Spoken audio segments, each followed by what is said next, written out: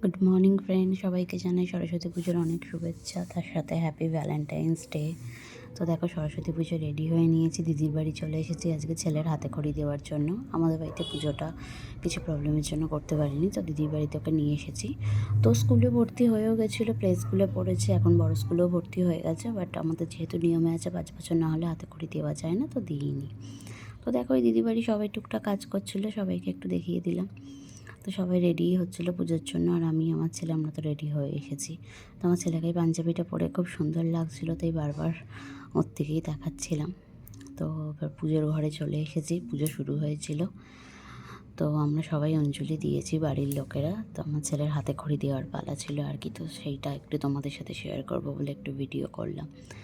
মানে ছোটো ছোটো জিনিসগুলো এক টাইমই হয়, মানে একবারই হয়, বারবার তো হয় না। সেই জন্যই ছোটো ছোটো মুহূর্তগুলোকে ক্যামেরাবন্দি করে রাখি আর খুব এনজয় করি এগুলো।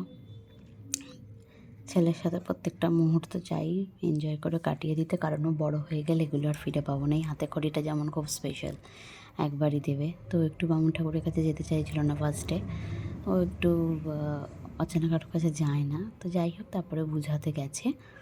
তো দেখো, এখানে ও ABCD লিখে হাতে খড়ি দেবে আর কি। তুমি ওকে বুঝিয়ে বললাম, মাম্মা একটু লিখে নাও, লিখতে হয়, এটাই ব্যাপার। তো তোমরা কোথা থেকে আমার ভিডিও দেখছো প্লিজ কমেন্টে জানিও, তোমাদের সরস্বতী পুজো কেমন কাটলো একটু জানিও। আর একটাও ব্যাপার, আমি একটু ইরেগুলার হয়ে পড়েছি, ঠিকমতো ভিডিও দিতে পারছি না। জানোই তো, বাড়িতে অসুস্থ মা আছে, ছোট ছেলের খুব শরীর খারাপ হয়েছিল, আমি নিজেও খুব অসুস্থ ছিলাম, সব কিছু মিলিয়ে মিশিয়ে রোজ ভিডিও দিতে পারিনি। তো চেষ্টা করছি তোমাদেরকে ভিডিও দেওয়ার।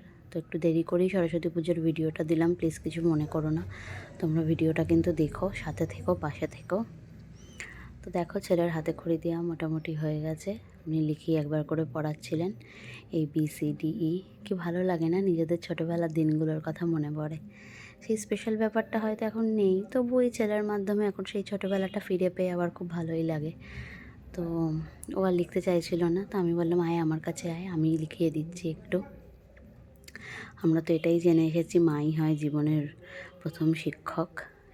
জেনে এসেছি, শুনে এসেছি, কখনো ফিল করিনি ব্যাপারটা, এখন ফিল করতে পারছি, এটাই ভীষণ আনন্দের লাগছে যে ছেলের জীবনের প্রথম শিক্ষিকা।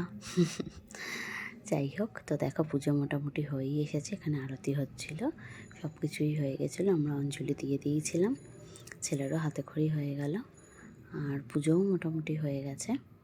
পুজো শেষের পথে ছিল, তোমাদের সাথে একটু আরতিটা শেয়ার করলাম।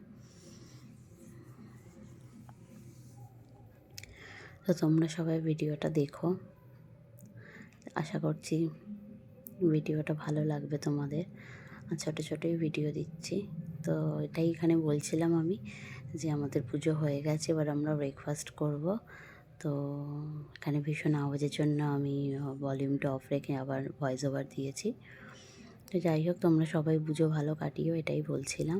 সবাইকে হ্যাপি ভ্যালেন্টাইন্স ডে আর সরস্বতী পুজোর অনেক অনেক শুভেচ্ছা। টাটা, পাশে থেকো, সাথে।